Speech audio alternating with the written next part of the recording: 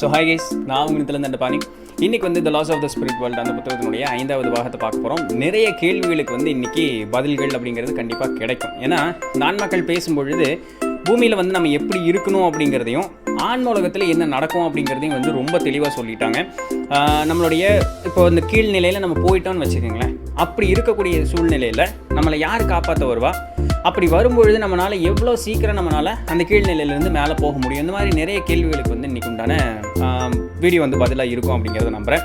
So எப்படி ஆரம்பிக்கிறாங்க அப்படின்னு சொல்லி பார்க்கும்பொழுது, வழக்கமாக நம்ம ஆன்மா கூட பேசக்கூடிய சக்தி நம்மளுக்கு இருந்தாலும் சரி, அப்படி இல்லைன்னா இந்த பேசக்கூடிய ஆட்கள் மீடியம்னு சொல்கிறாங்க பார்த்தீங்களா, அவங்கக்கிட்ட போய் நம்ம இந்த கேள்வி கேட்டாலும் சரி, நம்ம காமனாக என்ன கேட்குறோம், எனக்கு வந்து என்னுடைய எதிர்காலம் அப்படிங்கிறது எப்படி இருக்கும், எனக்கு அது வந்து சொல்லுங்கள், ஸோ அது சொல்லுங்கள் இது சொல்லுங்கள் அப்படின்னு சொல்லிட்டு நம்மளுடைய எதிர்காலத்தை பற்றி கேட்பேன். எப்படி ஜோசிங்காரர்கள்ட்ட கேட்குற மாதிரியோ அதே மாதிரி. அது தவறு இல்லை, பரவாயில்ல, மனுஷங்க அப்படி தான் இருப்பாங்க அப்படிங்கிறாங்க. ஆனால் ஆன்மாக்களுக்கு எல்லாமே தெரியும் அப்படின்னு சொல்லக்கூடிய அந்த ஒரு நினப்பு வந்து நம்மளுக்கு இருக்குது. அது வந்து இல்லை அப்படின்னு வந்து அவங்க சொல்கிறாங்க. காரணம் என்ன அப்படின்னு சொன்னால், என்னதான் வந்து நம்மளுடைய வாழ்க்கையை நம்ம தேர்ந்தெடுத்து வந்தாலும் கூட, நம்ம இந்த பூமிக்கு அப்படிங்கிறது வந்ததற்கு பிறகு நம்ம எடுக்கக்கூடிய முடிவுகளில் நம்மளுக்கு எல்லா விதமான சுதந்திரங்களும் உண்டு. நம்ம ஆன்ம உலகத்துலேருந்து இங்கே வரும்பொழுது நம்மளுக்கு ஒரு பெஸ்ட் பாத் வந்து சூஸ் பண்ணி கொடுப்பாங்க. எப்படி இந்த கூகுள் போட்டிங்கன்னு வச்சிங்களேன், ஏதாவது மேப் போடுறதுக்கு அது ஒரு 4-5 வழி காமிக்கும். அது ஒன்று சஜஸ்ட் பண்ணும். அதுதான் வந்து டிராஃபிக் குறவாக இருக்கும், ஈஸியாக போகிறதுக்கு ஏற்ற மாதிரி. இப்படி தான் நம்ம அங்கேருந்து கீழே வரும்பொழுது ஈஸியான ஒரு பாத்து நம்மளுக்கு சூஸ் பண்ணி கொடுத்துருப்பாங்க. அதை நம்ம விட்டுட்டு வேறு எந்த பகுதி வேணாலும் எந்த பாதை வேணாலும் நம்மளால் தேர்ந்தெடுத்துக்க முடியும். அதனால் பார்க்கும் பொழுது நம்ம என்ன தேர்ந்தெடுப்போம் அப்படிங்கக்கூடிய அந்த ஒரு முடிவு நம்மக்கிட்ட தான் இருக்குது. நிறைய பேர் நம்மளுடைய வாழ்க்கையில் கஷ்டம் வந்துருச்சு, துன்பம் வந்துருச்சு, இது கடவுள் தான் காரணம், அவங்க தான் காரணம், இவங்க தான் காரணம் அப்படின்னு சொல்கிறோம் இல்லையா. இந்த ஒரு பேச்சு வந்து இனிமேல் நம்ம பேசி பயனே கிடையாது. காரணம் என்னென்னா, எல்லா முடிவுகளும் நம்மளை சார்ந்ததே. ஸோ எல்லாமே நம்மளுடைய கையில் தான் இருக்குது. இந்த ஒரு காரணத்தினாலேயே ஆன்மாக்கள்னால எக்ஸாக்ட் ப்ரெடிக்ஷனை வந்து நம்மளால் கொடுக்க முடியுமா ஆன்மாக்கள்னால அப்படின்னு சொன்னால் கொடுக்க முடியாது அப்படின்னு வந்து அவங்க சொல்கிறாங்க. ஏன்னா நான் என்ன சொன்னாலுமே பொறுத்தேன், 60 வயசு என்கிட்ட கேட்குறான் நான் நல்லா வாழ்வேனா அப்படின்னு கேட்டு, அவன் 60 வயசு வாழ்வேன் அப்படின்னு நான் சொன்னேன் அப்படின்னு சொல்லும்பொழுது அவன் அடுத்த நாளே ஆக்சிடெண்ட்டில் இறந்துடலாம். அப்போது இந்த ஹியூமன் லைஃப் அப்படிங்கிறது வந்து ஒரு தனி மனிதன் ப்ளஸ் மற்றவங்க இருக்கக்கூடிய அந்த சார்ந்த விஷயங்கள் அப்படின்னு சொல்லி நிறைய முடிவுகள் வந்து அப்படி இன்டர்லாக் ஆகிருக்கும். இதை ப்ரெடிக்ட் பண்ணவே வந்து முடியவே முடியாது. ஸோ அதனால் ஆன்மாக்கள்கிட்ட நீங்கள் எல்லாமே கேட்டால் உங்களுக்கு எல்லாமே தெரியுமா அப்படின்னு சொன்னால் தெரியும், ஒரு சிலது தெரியுமே தவிர முழுக்க எதிர்காலம் அப்படிங்கிறத ப்ரெடிக்ட் பண்ண முடியாது அப்படிங்கிற மாதிரி சொல்கிறாங்க. இது மட்டும் இல்லாமல் ஒரு சில விஷயங்கள் அது தீர்க்கமாக நடந்தே தீரும். அந்த செய்திகள் நடக்குது அப்படின்னு சொன்னால் அந்த தனி மனிதனை சார்ந்தோ இல்லை இந்த உலகத்துக்கே ஒரு பயங்கரமான ஒரு மாறுதல் வரும் அப்படின்னு சொல்லக்கூடிய அந்த விஷயத்தை அவங்க சொல்ல மாட்டாங்களாம். அப்படியெல்லாம் இல்லை, நார்மலாக காமனாக என்னை பற்றி தான் கேட்குறேன், ஆனால் ஒரு முக்கியமான கேள்வி கேட்குறேன் அப்படின்னு வரும்பொழுதும் அந்த கேள்விக்கும் அந்த நம்ம கூட பேசிகிட்டு இருக்கக்கூடிய ஒரு ஆன்மா இருக்குது பார்த்தீங்களா, அவங்களோட ஒரு ஹையர் லெவலில் இருப்பாங்கள்ல, அவங்க வந்து அனுமதி தரல அப்படின்னு சொன்னால் அதையும் வந்து சொல்லுவதற்கு அனுமதி இல்லை. ஸோ ப்ராக்டிக்கலாக ஒரு சிலர் தான் அவங்க சொல்லுவாங்க, எதை கேட்டாலும் அவங்களால சொல்ல முடியுமா அப்படின்னு கேட்டால் நோ. இது வந்து நம்ம வந்து ரொம்ப தெளிவாக புரிஞ்சுக்கணும். ஸோ இப்படி தான் வந்து அந்த ஸ்பிரிட் கம்யூனிகேஷன் அப்படிங்கிறது இருக்கும். அவங்க சொல்லணும்னு விருப்பப்பட்டால் மட்டும்தான் சொல்லுவாங்க, தவிர அவங்களுக்கு எல்லாமே தெரியுமா அப்படின்னு கேட்டால் அதுவும் கிடையாது. இப்படி இருக்கக்கூடிய ஒரு சூழ்நிலையில் ஒரு ஆன்மா வந்து இந்த உலகத்துக்கு ஏன் பிறக்குது அப்படின்னு கேட்டோம்னா ஒரே ரீசன் தாங்க, இந்த ஆன்ம முன்னேற்றம் அடையணும் அப்படிங்கிற அந்த ஒரு காரணத்திற்காகத்தான். ஏன்னா ஆன்ம உலகத்தில் ஆன்ம முன்னேற்றம் அப்படிங்கிறது பார்த்திங்கன்னா ரொம்ப மெதுவாக தான் நடக்கும். காரணம் என்ன அப்படின்னா, துன்பமான ஒரு தீய ஆன்மாக்கள் அப்படிங்கிறவங்க எல்லாம் ஒரு இடத்துல இருப்பாங்க. அதுக்கப்புறம் மோசமான ஆன்மாக்கள் அப்படிங்கிறவங்க ஒரு இடத்துல இருப்பாங்க. நல்ல ஆன்மாக்கள்ங்கிறவங்க ஒரு இடத்துல இருப்பாங்க. அப்போது அந்தந்த இடத்திற்கு தகுந்த மாதிரி அந்தந்த இடம் இருக்கும், அவ்வளோதான். இப்போ ரொம்ப மேல்நிலையில் இருக்கக்கூடிய ஆன்மாக்களுக்கு அங்கே வந்து நித்தம் சுகமான ஒரு வாழ்க்கை மட்டும்தான் இருக்கும். கீழ்நிலையில் இருக்கக்கூடிய ஆன்மாக்களுக்கு மேல்நிலைன்னு ஒன்று இருக்குங்கிறதே அவங்களுக்கு வந்து தெரியாதான். ஸோ அப்படி தான் அவங்களுடைய வாழ்க்கை இருக்கும். ஸோ அங்கே க்ரோத் அப்படிங்கிறது வந்து ரொம்ப ஸ்லோவாக கிராஜுவலாக நடக்கும். நீங்கள் ஒன்ஸ் மேல்நிலை போயிட்டோம் அப்படின்னு சொன்னால், நான் பூமிக்கு போகவே இல்லை, நான் இங்கிருந்தே முன்னேறிக்கிறேன் அப்படின்னு சொன்னாலும் அவங்க ஒன்றும் சொல்ல மாட்டாங்களா, ஓகே அப்படின்னு விட்டுருவாங்களாம். ஆனால் நீங்கள் அந்த ஆன்ம நிலை அடையணும், அந்த ஒரு கடவுளினுடைய தன்மை அடையணும் அப்படின்னு சொன்னால் அதுக்கு கணக்கற்ற காலம், ரொம்ப காலம் ஆகுமா. இதை ஸ்பீடப் பண்ணுறதுக்கு தான் வந்து நம்ம பிறப்பு அப்படிங்கிறத எடுத்துகிட்டு பூமிக்கு வர்றோம். ஸோ இந்த பூமியில் வந்து எல்லா மக்களும், எல்லா தரப்பில் இருக்கக்கூடிய மக்களும், அதாவது ஒரு ஈவில் ஆகட்டும், குட் ஆகட்டும், பேட் ஆகட்டும், எல்லா தரப்பு ஆன்மாக்களும் இங்கே இருக்கக்கூடிய அந்த ஒரு காரணத்தினால பூமியில் இந்த ஆன்ம முன்னேற்றம் அப்படிங்கிறத அடையிறது ரொம்ப சுலபமான ஒரு விஷயமாகவும் வேகமான ஒரு விஷயமாகவும் இருக்குது. இப்படி வரும்பொழுது நம்மளுடைய அம்மா அப்பாவை நம்ம தேர்ந்தெடுக்கிறது இல்லை அப்படின்னு சொல்லிட்டுலாம் அந்த படத்தில் டைலாக் பார்க்கணும் பார்த்தீங்களா, அது உண்மை இல்லை. நம்மளுடைய அப்பா அம்மாவை நம்ம தேர்ந்தெடுத்துக்கிட்டு தான் வரோம். அதுலேயும் அப்பாவை மேக்ஸிமம் தேர்ந்தெடுக்க மாட்டாங்களாம். காரணம் என்ன அப்படின்னு சொன்னால், இங்கே அம்மாவுக்கு, அதாவது ஒரு பெண்ணுக்கு தான் என்றைக்குமே ஆணை தேர்ந்தெடுக்கக்கூடிய அந்த ஒரு உரிமை அப்படிங்கிறது நம்மளுடைய கலாச்சாரத்தில் உண்டு. ஆண் வந்து பெண்ணை பார்த்துட்டு போவான். ஆனால் அந்த ஆண் தேவையா இல்லையா அப்படின்னு சொல்லக்கூடிய முடிவை அந்த பெண்ணு தான் எடுப்பாள். அதனால ஒரு ஆன்மா இந்த அம்மா தான் வேணும் அப்படிங்கிறது முடிவு பண்ணிக்கும். ஆனால் அந்த அப்பா தான் வேணும்னு அந்த முடிவை அந்த ஆன்மா எடுக்காதான். அந்த முடிவு அந்த பெண்ணுக்கிட்ட தான் இருக்குது. இருந்தாலும் ஒரு சில சூழ்நிலைகள் இந்த அம்மாவும் இந்த அப்பாவும் தான் வேணும்னு எடுக்கக்கூடிய அந்த நேரத்துலையும் இருக்குது. அப்போது இப்படி இந்த அம்மா தான் வேணும்னு சொல்லி வரக்கூடிய ஆன்மாக்களுக்கு பார்த்தீங்கன்னா, ஒரு சில நேரத்தில் ரொம்ப கொடுமைக்கார அம்மாவும், இல்லை இப்படியெல்லாம் கூட ஒரு அம்மா இருப்பாளா அப்படின்னு கேட்கக்கூடிய அம்மாக்கள்லாம் இந்த உலகத்தில் உண்டு இல்லையா? அப்படிப்பட்ட அம்மாவை ஏன் போய் தேர்ந்தெடுத்துட்டு வரணும் அப்படின்னு கேட்டால், ரெண்டு விஷயம். ஒன்று, அந்த ஆன்மாவுடைய கர்ம பலனை தீர்த்து கொள்வதற்காக. ரெண்டாவது, அப்படி ஒரு கொடுமைக்காரியான ஒருத்திக்கிட்டு இருந்து அந்த ஆன்ம பலத்தை முன்னேற்றிக்கிட்டு சீக்கிரமாக அந்த ஆன்ம நிலையில் முன்னேறுவதற்காக. இது ஒரு ரிஸ்க் ஃபேக்டர் இருக்குது. என்ன அப்படின்னு சொன்னால், நம்ம இந்த முடிவில் தான் கீழே வருவோம். ஆனால் இங்கே வந்ததுக்கப்புறம் இந்த பூமியில் வந்து நம்ம அப்படியே ஆட்பட்டு போயிடுவோம். அதனால் நம்ம இந்த ஆன்ம முன்னேற்றத்துக்கு தான் வந்தோங்கிறதே மறந்து போய் இந்த கொடுமைகளுக்கும் இதுக்கும் ஆளாகி நம்ம வந்து கடவுளையே திட்டிட்டு நம்ம ஏன் இப்படி ஒரு நிலைமைன்னு சொல்லிட்டோன்னு வச்சுக்கோங்களேன், மேல்நிலையிலேருந்து கீழே வந்துடுவோம். ஸோ இது ஒரு ட்ரிக்கியான விஷயம். பட் இருந்தாலுமே ஆன்மாக்கள் அதை சூஸ் பண்ணி வருவதும் உண்டு அப்படின்னு வந்து சொல்கிறாங்க. இப்படி இருக்கும் பொழுது ஆன்ம உலகத்தில் இருக்கக்கூடியவர்கள் என்ன செய்வாங்கன்னா, நேற்றே பார்த்த மாதிரி தான், எப்படி இந்த பூமியிலையும் இல்லை கீழ்நிலையில் இருக்கக்கூடியவங்க ஏதோ ஒரு வேலை செஞ்சுக்கிட்டு இருக்காங்களோ அதே போல் அந்த மேல்நிலையில் இருக்கக்கூடியவர்களும் வேலை செய்வாங்க. அவங்க வந்து அங்கங்கே யாராவது பார்ப்பாங்க, ஃப்ரெண்ட்ஸ் கூட பேசுவாங்க, சாமி கும்பிடுவாங்க. கீழ்நிலையில் இருக்கக்கூடிய ஆன்மாக்களுக்கும் பூமியில் இருக்கக்கூடிய மனிதர்களுக்கும் அவர்கள் தொடர்பு கொண்டு அவங்களுடைய வாழ்க்கையினுடைய முன்னேற்றத்திற்கும் எடுக்கக்கூடிய முடிவுகளை சரியாக எடுப்பதற்கும் உண்டான ஆலோசனைகளையும் அவர்கள் வழங்குவது உண்டு அப்படின்னு வந்து சொல்கிறாங்க. ஸோ மேக்ஸிமம் டைம் நம்ம யாராவது ஒருத்தர் நினச்சி வேண்டுறோம், இப்போ நம்மளுடைய மூதாதையர்களோ இல்லை கடவுளையோ யாரோ ஒருத்தர் நினச்சி வேண்டுறோன்னு வச்சுங்களேன், ஆன்மாக்கள் கண்டிப்பாக நம்மளுக்கு பதில் சொல்லுவாங்களாம். என்ன, நம்ம அதை கேட்கக்கூடிய ஒரு மனோபக்குவத்தில் இருக்கணும். நீ அமைதியாக இருந்தால் போதும். அமைதியாக இல்லாமல் படப்படன்னு ஒரு மாதிரி படப்படப்போட ஒரு மனசில் வந்து என்ன ஒரு குழப்பம் இருக்கோ அந்த குழப்பத்துக்கு அதிகப்படியான எண்ணங்கள் கொடுத்துட்டு உன்னுடைய தனிப்பட்ட எண்ணங்களுக்கு நீ அதிகப்படியான முக்கியத்துவம் கொடுக்கும் பொழுது நாங்கள் சொல்கிறது உனக்கு கேட்காது. நீ சொல்கிறது, நீ நினைக்கிறது எல்லாமே எங்களுக்கு கேட்கும். நாங்களும் உங்ககிட்ட பேசுவோம், ஆனால் உனக்கு அது வந்து ரீச் ஆகாது. ஸோ நீ செய்ய வேண்டிய ஒரே ஒரு விஷயம் என்ன அப்படின்னு சொன்னால், அமைதியார். முதல்ல உனக்கு ஒரு குழப்பம் வந்துருச்சு, உனக்கு ஒரு பிரச்சனை இருக்குது, என்ன பண்ணுறதுன்னு தெரியல அப்படிங்கக்கூடிய ஒரு சூழ்நிலை வந்துருச்சுன்னா முதல்ல அமைதியாக இருந்துட்டு அவங்கக்கிட்ட ஒரு சஜஷன் கேளு. கண்டிப்பாக உனக்கு ஒரு வாய்ஸ், ஒரு கிளாரிட்டி கிடைக்கும். அந்த கிளாரிட்டி தான் வந்து நாங்கள் உங்ககிட்ட பேசுகிறது அப்படின்னு வந்து சொல்கிறாங்க. அப்போது மனிதர்கள் எல்லாருக்கும் உதவி செய்யும் பொழுது அவர்களுடைய மனோபக்குவமும் அந்த ஆன்ம பலமும் கூடும், அந்த புண்ணியம் அப்படிங்கிறது சேரும் அப்படிங்கிறது நேற்று வீடியோவில் பார்த்துருந்தோம். கூடவே என்ன பார்த்துருந்தோம்னா, ஒரு தீய மனிதருக்கு, ஒரு தீய ஆன்மாவுக்கு உதவி செய்யக்கூடாது. அப்படி செய்யும் பொழுது அந்த தீயவர்களை வளர்த்து விடுவதற்குண்டான வழி தான் அந்த இடத்துல அதிகமாக செஞ்சுட்ருக்கோம். ஸோ அதனால் அந்த கெடுபலனும் உன்னையும் வந்து சேரும் அப்படிங்கிறதும் நேற்று பார்த்துருந்தோம். அவன் நல்லவனா கெட்டவனான்னு எனக்கு எப்படி தெரிஞ்சுக்கிறது அப்படின்னு கேட்டால், ஒரே ஒரு விஷயந்தான், அவன் கெட்டவன் தான், அவன் கெட்ட வழியில் தான் போக போகிறான் அப்படிங்கிறது உனக்கு தீர்க்கமாக தெரிஞ்சதுன்னா ஆப்வியஸ்லி நீ அவனை என்கரேஜ் பண்ணாது, நீ அவங்ககிட்ட போய் இது பண்ணாது. யாரோ ஒருத்தர் ரேண்டமாக ஏதோ ஒரு உதவின்னு கேட்டோன்னா அவனுக்கு உதவி செய்யணும் அப்படின்னு தோணுச்சுன்னு வச்சுக்கோங்க, உன் மனசாட்சி என்ன சொல்லுதுன்னு பாரு. இப்போது ரோட்டில் வந்து யாரோ ஒருத்தங்க பிச்சை கேட்டு வர்றாங்க, இவங்க பர்பஸ்ஃபுல்லாக வந்து இதுதான் தொழில் அப்படின்னு சொல்லிட்டு வேணுக்குனே பண்ணுறாங்க, அவங்க வேறு மாற்று வழி கூட வாழலான்னு உங்களுக்கு தோணலாம். அதனால் அவங்களுக்கு உதவி செய்ய வேண்டாம் அப்படின்னு உங்களுக்கு தோணுச்சுன்னா, மனசார தோணுச்சுன்னா விட்டுருங்க, அதெல்லாம் எந்த பிரச்சனையும் இல்லை, என் மனசு இறங்குது, அவங்களுக்கு உதவி செய்யணும், அவங்க நல்லவங்களோ கேட்டவங்களோ அவங்க என்ன பண்ணுறாங்க, அவங்களுடைய பேக்ரவுண்ட் எதுவுமே எனக்கு தெரியாது, என் மனசுக்கு சொல்லிச்சுப்பா, ஒரு 2 ரூபா தானே கொடுத்தா என்ன இருப்போகுது, தோணுச்சா கொடுங்க, அவ்வளோதான். பாரத்தை கடவுள் மேலே போட்டுருங்க. அதாவது பாரங்கிறத விட எனக்கு என்ன பண்ணுறதுன்னு தெரியல, இதுதான் சரின்னு இப்போ எனக்கு தோணுச்சு, நீங்கள் தான் என்னை வந்து பார்த்துக்கணும், தவறாக இருந்தது அப்படின்னு சொன்னால் நான் முன்னேறுவதற்குண்டான வழி எனக்கு காமிச்சு கொடுங்க அப்படிங்கிற மாதிரி. ஸோ இறைவன்ட்டு நீங்கள் கேட்டிங்க அப்படின்னா போதும், உங்களுக்கு சரியான பாதை உங்களுக்கு ஏதோ ஒரு வழியில் கண்டிப்பாக உங்களுக்கு வந்தே சேரும். ஸோ அதனால் இந்த தீய விஷயங்கள் அப்படிங்கிறது உங்களுக்கு ரொம்ப இலகுவாக உங்ககிட்ட வந்துடும். நல்லது அப்படிங்கிறதுக்கு நீங்கள் கொஞ்சம் முற்பட்டு போக வேண்டியிருக்கும். எந்த அளவுக்கு இலகுவாக உங்ககிட்ட வருதோ அதை நீங்கள் வந்து ரொம்ப ஈஸியாக தானே இருக்குது, நல்லா இருக்குது, ஜாலியாக இருக்குது அப்படின்னு சொன்னால் எல்லாமே இருக்கும். ஆனால் இங்கிருந்து மேலே வரும்பொழுது அதுக்கப்புறம் தான் அதுக்கு உண்டான அந்த கஷ்டத்தெல்லாம் அனுபவிக்க வேண்டியது இருக்கும். அதனால் இந்த தீயது அப்படிங்கிறதுக்கு எதிர்த்து போராடுங்க. மனிதர்களினுடைய அந்த ஒரு இங்கே பிறக்கிறதுக்கு உண்டான காரணமே அதுதாங்க. இந்த மாதிரி விஷயத்துலேருந்து மீண்டு வெளியே வரணும் அப்படிங்கிறத நம்மளுடைய வாழ்க்கையினுடைய நோக்கமே. இதில் என்ன கூத்துன்னா, அந்த துன்பமான ஒரு சூழ்நிலையை தேர்ந்தெடுத்துக்கிட்டு வர்றதே நம்ம தான். காரணம் ஆன்ம முன்னேற்றத்திற்காக. ஸோ இன்னொன்று 2வது விஷயம், நம்ம செஞ்ச பாவத்தை கழிக்கிறதுக்காக. ஸோ யாரையுமே நம்ம வந்து பழிபாவம் சொல்லி ஒரு பயனே இல்லை. கடைசியில் ஒரு கதையும் சொல்கிறது என்ன அப்படின்னு சொல்லிட்டு இவங்க சொன்ன கதை தான்.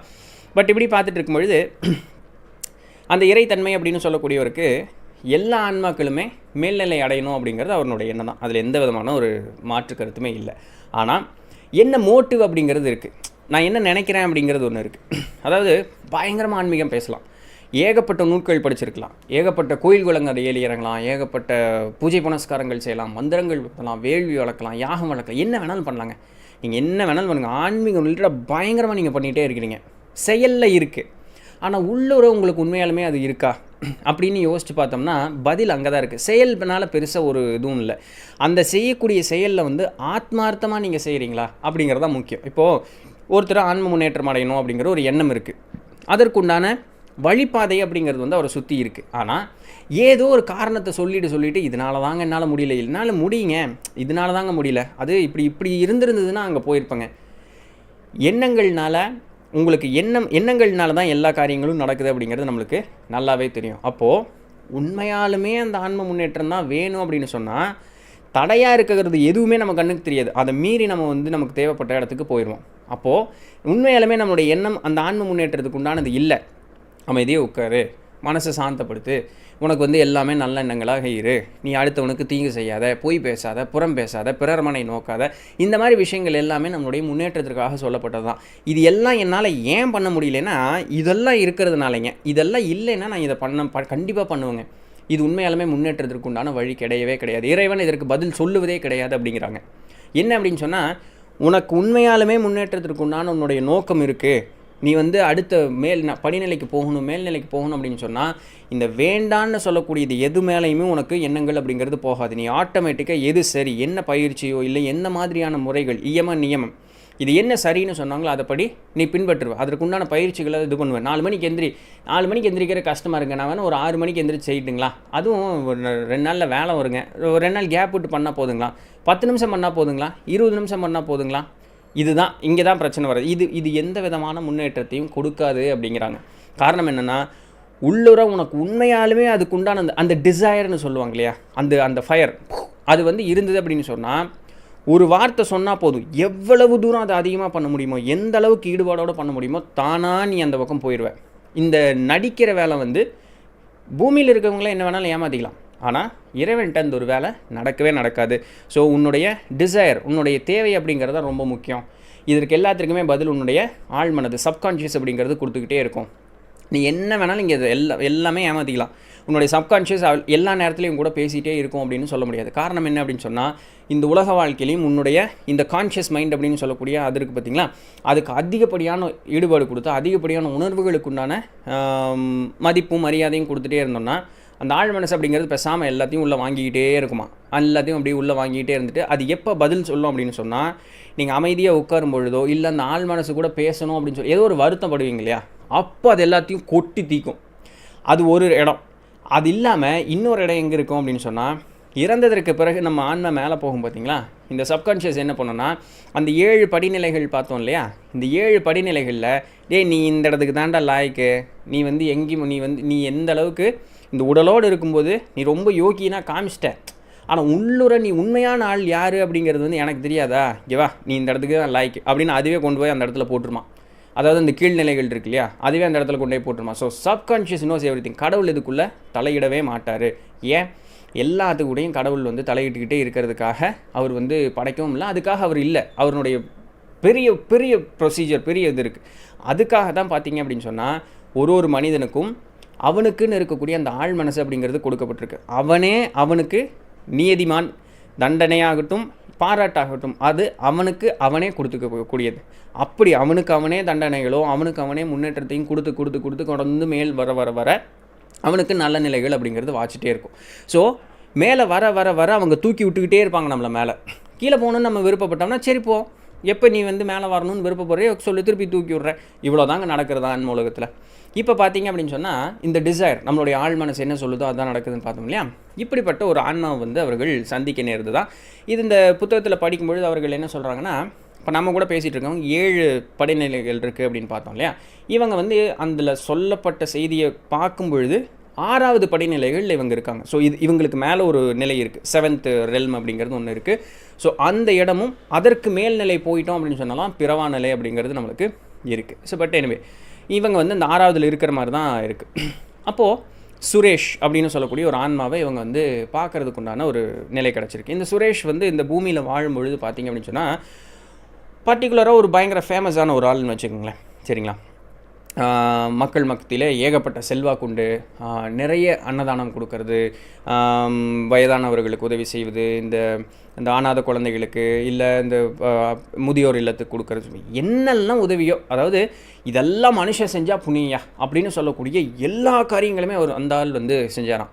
அப்போது அவருக்கு வந்து ஃபார் ஷோர் அவருக்கு வந்து ஒரு ட்ரஸ்ட் ஆர்கனைசேஷன்லாம் வச்சு நடத்தினாராம். ஸோ மனிதர்கள் எல்லாமே ஃபார் ஷோர் இப்போ வந்து சொர்க்கத்தான் ஏன் போக போகிறான் அப்படிங்கிற ஒரு ஆணித்தனமாக சொல்லிட்டாங்களாம். அப்போ அந்த சுரேஷ் அப்படிங்கக்கூடிய அந்த ஒருத்தர் இறந்ததுக்கு பிறகு அந்த ட்ரஸ்ட் ஆர்கனைசேஷனில் அவருக்கு சிலையெல்லாம் வச்சு கொண்டாடினாங்க. ஸோ இந்த மனித உலகத்தில் வாழும்பொழுது அவர் வந்து கடவுள் போலவே ஒரு வாழ்க்கையை வாழ்ந்திருக்கார். அவர் எங்கே போய் சேர்ந்தார் தெரியுங்களா? இப்போவே உங்களுக்கு அந்த ட்விஸ்ட் புரிஞ்சிருக்கும். அந்த சுரேஷ் போய் சேர்ந்தது கீழ்நிலை அந்த ரெல்மில், அந்த ஃபஸ்ட் ரெல்மில் அந்த ஃபஸ்ட்டு 3க்குள்ளே ஏதோ ஒரு இடத்துக்கு போய் சேர்ந்துருக்கார். அப்போது பயங்கரமாக கத்தி கூப்பாடு போட்டு, கடவுளே இல்லை, இப்படி ஒரு மோசம், நான் இத்தனை நல்லது பண்ணேன், நான் வந்து கடவுள் இல்லை, கடவுள் மோசமான ஆள், பொய்காரன், அப்படி இப்படின்னு பயங்கரமாக சத்தம் போட்டு கூச்சல் போட்டோன்னே இந்த மேல்நிலையில் இருக்கக்கூடிய ஆன்மாக்கள்லாம் கீழே அவங்க போயிட்டு என்னப்பா என்ன ஏதுன்னொன்னே, இவர் நான் இத்தனை பண்ணேன், இத்தனை புண்ணியம் பண்ணேன், இத்தனை அதெல்லாம் பண்ணேன், எனக்கு இப்படி ஒரு கீழ்நிலை கிடச்சிருச்சு, நரகத்திற்குள்ளே வந்து நான் விழுந்துட்டேன், நீ இதெல்லாம் எதுக்காகப்பா பண்ணேன் அப்படி அவ்வளோதான் அவங்க கேட்ட கேள்வி. இதெல்லாம் நீ எதுக்காகப்பா பண்ணேன், இதெல்லாம் பண்ணுனா எனக்கு சொர்க்கம் கிடைக்கும், புண்ணியம் கிடைக்கும் அப்படின்னு சொன்னாங்க. அதனால தான். அப்போ நீ வந்து உண்மையாலுமே பண்ணணுங்கிற அந்த ஒரு எண்ணத்தோடு பண்ணல, இது பண்ணுனா இது நடக்கும் அப்படிங்கக்கூடிய அந்த ஒரு தேவைக்காக தான் பண்ணு. தேவைக்காக பண்ணக்கூடியது கடவுளுக்கு என்ன, இது லஞ்சம் கொடுக்குற மாதிரி ஒரு விஷயம், இதை பண்ணிட்டேன்ல அப்போ எனக்கு இது கொடு அப்படின்னு கேட்குற மாதிரி, இதெல்லாம் பூமியில் நடக்கும். இதெல்லாம் உண்மையாலுமே இந்த இடத்துல நடக்காது. உன்னுடைய எண்ணம் அப்படிங்கிறது தூய்மையாக இல்லை. எண்ணம்ங்கிறது தூய்மையாக இல்லாத ஒரு காரணத்தினால உன்னுடைய செயல்பாடு அப்படிங்கிறதுல ஒரு பயனுமே இல்லாமல் போயிடுச்சு. ஸோ அதனால தான் நீ இந்த இடத்துல இருக்க. புரிஞ்சுக்கோ, நீ வந்து நல்ல எண்ணத்தோடு செஞ்ச அப்படின்னு சொன்னால் இன்னும் கூட நமக்கு வாய்ப்பு இருக்குது. நல்ல எண்ணத்தோடு நம்ம செய்யும்பொழுது நம்ம மேல்நிலை வருவோம். ஆனால் அந்த ஆன்மா அது புரிஞ்சிக்கக்கூடிய இதில் இல்லை. கடவுளுங்கிறது மோசம் அப்படின்னு சொல்லி கடவுளை திட்டக்கூடிய அந்த ஒரு தன்மையில் தான் இருந்துட்டாருன்னு பாருங்களேன். ஸோ இது ஒரு எக்ஸாம்பிளாக அவங்க வந்து நம்மளுக்கு காட்டுறாங்க. இது ப்ராக்டிக்கல் அங்கே ஆக்சுவலாக நடந்த ஒரு விஷயமா. இந்த மேல்நிலை ஆன்மாக்கள், அதாவது முதல் 3 நிலை பார்த்தோம். எல்லா பிறப்புகளுமே எந்த இடத்துல ஆரம்பிக்குமா, 4வது படிநிலையும் 5வது படிநிலையில் தான் ஆரம்பிக்குமா. இந்த 4, 5லிருந்து தான் ஒன்றா நம்ம மேலே போகிறோமா இல்லை கீழே வரமா அப்படிங்கக்கூடிய முடிவு நம்மளை பொறுத்தது தான். அதில் எந்த விதமான மாற்றமே இல்லை. கீழே போயிட்டோம் அப்படின்னு வச்சுங்களேன், இந்த ரெல்ம் 1ல் இருக்கக்கூடியவங்களுக்கு 2, 3, 4, 5, 6, 7லாம் இருக்கிறது தெரியாது. அதே போல் 2ல் இருக்கிறவங்களுக்கு 1 இருக்குதுன்னு தெரியும், 3, 4, 5, 6, 7 இருக்குதுன்னு தெரியாது. அந்த 3ல் இருக்கவங்களுக்கு 1, 2 தெரியும், அதுக்கு மேலே இருக்கிறதெல்லாம் தெரியாது. இந்த மாதிரி தான் அவர்களுக்கு இருக்கும். ஒரு படிநிலையிலிருந்து இன்னொரு படிநிலைக்கு அவர்களால் தன்னிச்சையாக நகர்ந்து போக முடியாது. இதெல்லாம் பாவ ஆத்மாக்களுக்கு. ஆனால் 5வது படிநிலையில் இருக்கக்கூடியவர்களுக்கு கீழே இருக்கலாம் போகலாம், ஆனால் மேலே போகணும். 5க்கு மேலே 5, 6, 7ன்னு இருக்குது பார்த்திங்களா. அந்த 5, 6, 7 மேலே இருக்கக்கூடியவர்களுக்கு ஸ்பெஷல் பெர்மிஷன், அந்த மேல்நிலை இருக்கக்கூடிய ஆன்மாக்களுடைய ஒரு ஸ்பெஷல் பெர்மிஷன் கிடைச்சா மட்டும் 5வதுலேருந்து 6வது போகலாம். 7 போக முடியாது. 6வதுல இருக்கிறவங்க 7வது போகலாம், அவ்வளோதான். சரிங்களா. இப்போ 7வதுல இருக்கவங்களுக்கு அது மேலே போயிட்டாங்கன்னா அது வேற ஒரு இடம், கடவுளினுடைய இடத்துக்கு போகக்கூடியது. அப்போது ஒரு படிநிலை வந்து நம்மளால் மேலே போக முடியும். இதுவும் ஸ்பெஷல் பெர்மிஷன் மத்தியில். இப்படி போகும்பொழுது பார்த்திங்கன்னா அவங்க வந்து ஃபஸ்ட்டு ஒரு ஸ்பெஷல் ரிக்வெஸ்ட் பண்ணணும், நான் வந்து இந்த மாதிரி வரணும், அந்த இடத்த பார்க்கணும் அப்படின்னு சொல்லிட்டு அவங்களுக்குன்னு ஒரு ட்ரைனிங் கொடுப்பாங்களாம். அவங்களுக்கு கூப்பிட்டு போகிறதுக்கு அந்த ஹையர் லெவலில் இருக்கக்கூடிய ஒரு ஸ்பிரிச்சுவல் கைடு அந்த மாதிரி ஒருத்தவங்க வந்து நம்மளை கூப்பிட்டு போவாங்களாம். ஒரு க்ளோக்குனா ஒரு திரை, ஒரு திரை மாதிரி, சரிங்களா. ஒரு க்ளோக்குனா ஒரு திரை மாதிரி, அதை போட்டுட்டு தான் போவாங்களாம். காரணம் என்னென்னா, நம்ம எப்படி பார்த்துருக்கோம், ஒரு படிநிலை மேலே போகும்பொழுது அந்த லைட் பயங்கர ஒயிட் லைட், பயங்கர பவர்ஃபுல்லான ஒரு பாசிட்டிவ் எனர்ஜி வருமா. அதை நம்ம தாங்கக்கூடிய அளவுக்கு நம்மளுடைய அந்த ஆன்ம உடல் அப்படிங்கிறது வந்து இருக்காது அப்படின்னு சொல்கிறாங்க. ஸோ அந்த அதிகப்படியான ஒளி வந்து நம்மளை தாக்குறது மூலமாக பாசிட்டிவ் எனர்ஜி தான், ஆனால் அதுக்காக நான் அதிகப்படியான பாசிட்டிவ் எனர்ஜியை தாங்கக்கூடிய அளவுக்கு நம்மளுக்கு இருக்கணும் இல்லையா. ஸோ அது தாக்காமல் இருக்கிறதுக்காக. அப்படி மேல்நிலைக்கு போகும்பொழுது ரொம்ப நேரம் இருக்கலாமா அப்படின்னு கேட்டால் குறுகிய நேரம் தான் இருக்க முடியுமா. கொஞ்சம் நேரம் இருந்துட்டு அதுக்கப்புறம் நம்மளுடைய இடத்துக்கு வந்துடும். இந்த ட்ராவல் வந்து அடிக்கடியெல்லாம் நடக்காது. ரேர் கேசஸில் அப்படி நம்ம ரெக்வஸ்ட் பண்ணி அவங்க ஓகேன்னு சொன்னால் அந்த மாதிரி நடக்குமா. இதே போல் மேல்நிலை ஆன்மாக்கள் கீழே வரும்பொழுது இது ஏன் அவங்க 6th ரெல்மில் இருக்காங்க அப்படின்னு நான் சொல்கிறேன் அப்படின்னு சொன்னால், அவங்க சொன்னாங்க நாங்கள் வந்து 7th ரெல்மு போகிறதுக்கு ஒரு வாய்ப்பு கிடச்சிதுன்னு அவங்க சொன்னாங்க. ஸோ அதை வச்சு அவங்க 6th ரெல்மில் இருக்காங்க அப்படிங்கிற ஒரு முடிவுக்கு நான் வந்தேன். அதே போல் கீழ்நிலை இருக்கக்கூடிய ஆன்மாக்களுக்கு உதவி செய்யணும் அப்படின்னு போகிறாங்கன்னு வச்சுங்களேன், திருப்பியும் ஒரு திரை மாதிரி ஒன்று போட்டுக்குவாங்களாம். எதுக்குன்னா, அந்த கீழ்நிலையில் இருக்கக்கூடிய அந்த ஒரு பாபமான அந்த எண்ணங்கள்லாம் இருக்குது பார்த்திங்களா, அது இவர்களை எந்த வகையிலையும் தாக்காமல், அந்த மோசமான எனர்ஜிஸ் வந்து இவங்களை தாக்காமல் இருக்கிறதுக்காக மறுபடியும் ஒரு திரை ஒன்று போட்டுட்டு அவங்க கீழே வருவாங்களா. ஸோ அப்படி இருந்து ஒரு ஆன்மாவை கீழ்நிலையிலிருந்து மேல்நிலைக்கு கொண்டு வர்றாங்க அப்படின்னு வச்சுங்களேன்.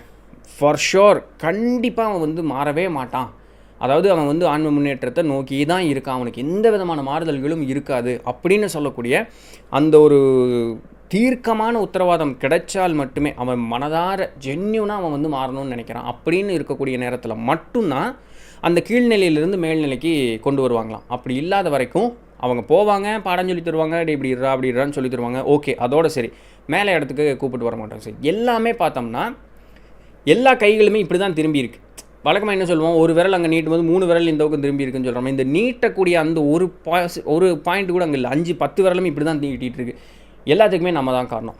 மனதார நம்ம என்ன நினச்சி செய்கிறோமோ அதற்கு மட்டுமே பலன் அப்படிங்கிறது உண்டு. உடலாலேயோ இல்லை பிறரை ஏமாற்றக்கூடிய அந்த ஒரு விஷயத்தெல்லாம் பூமியில் சமாளிச்சுக்கலாம். ஆனால் உண்மையாலுமே ஆன்மூலகம் போகும் பொழுது, மேல்நிலை போகணும் அப்படின்னு விருப்பப்படும் பொழுது, உனக்குள்ளே நீ எந்த அளவுக்கு சுத்தமாக இருக்க அப்படிங்கிற அந்த ஒரு காரியம்தான் முக்கியமே அன்றி மித்தபடி எந்த விதமான நடிப்பும் நாடகமும் வந்து அந்த இடத்துல வேலை செய்யாது அப்படின்னு சொல்லி முடிச்சுக்கிறாங்க. ஸோ இதுதான் இன்றைக்கு உண்டான வீடியோ. ரொம்ப நேரம் பேசிட்டேன்னு நினைக்கிறேன். இன்றைக்கி எனக்கு கொஞ்சம் நல்லா எக்ஸ்பிளைன் பண்ணி சொல்லணும்னு விருப்பப்பட்டு இவ்வளோ நேரம் ஆகிப்போச்சு.